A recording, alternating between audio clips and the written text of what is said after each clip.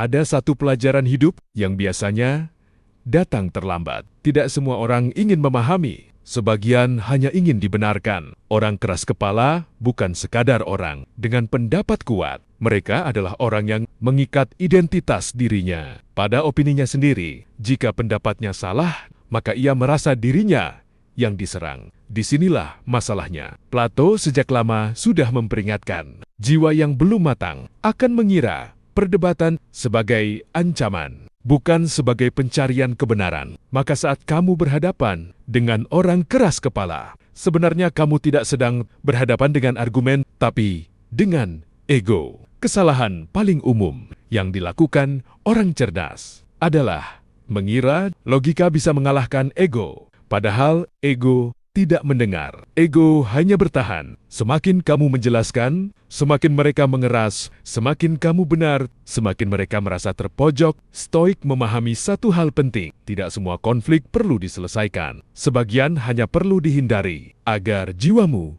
tetap utuh. Epictetus berkata, jika seseorang keliru, itu karena ia melihat dunia dari sudut pandangnya sendiri. Mengutuknya tidak membuatmu benar, artinya jelas kemarahanmu tidak akan membuka pikirannya, hanya akan mengotori ketenanganmu. Langkah pertama, stoik dalam menghadapi orang keras kepala adalah ini. Berhenti berharap mereka berubah. Harapan itulah sumber kelelahanmu. Begitu kamu menerima kenyataan bahwa tidak semua orang siap berkembang, emosimu mulai kembali ke tanganmu sendiri. Orang keras kepala hidup dari tarik-menarik emosi. Mereka ingin reaksi. Mereka ingin debat panjang. Mereka ingin kamu terlihat kesal. Karena disitulah mereka merasa menang. Tapi saat kamu tenang, saat kamu berbicara seperlunya, saat kamu tidak terpancing, mereka kehilangan kekuatan. Marcus Aurelius menulis, orang yang berbuat salah melukai dirinya lebih dulu. Tugasmu hanya satu, jangan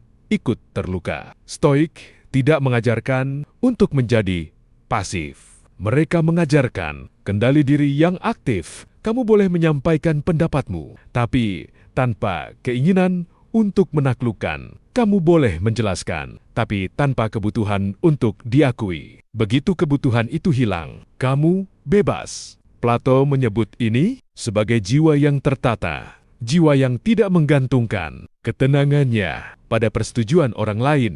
Ada kalanya, strategi paling bijak bukan berkata lebih banyak, melainkan mengakhiri percakapan. Bukan karena kamu kalah, tapi karena waktumu terlalu berharga untuk dihabiskan pada tembok yang tidak mendengar. Ingat prinsip stoik ini. Jika seseorang menolak kebenaran, itu bukan tugasmu untuk memaksa. Karena kebenaran tidak pernah butuh teriakan. Orang keras kepala sering kali berubah, bukan karena debat, melainkan karena kenyataan hidup yang memukul mereka sendiri. Dan itu bukan urusanmu. Urusanmu hanya satu, menjaga kejernihan pikiran, martabat sikap, dan ketenangan batin. Saat kamu berhenti berusaha mengubah orang lain, energi itu kembali kepadamu untuk membangun dirimu, untuk melangkah lebih jauh, untuk hidup dengan damai. Dan ironisnya, ketika kamu tidak lagi mencari kemenangan dalam percakapan,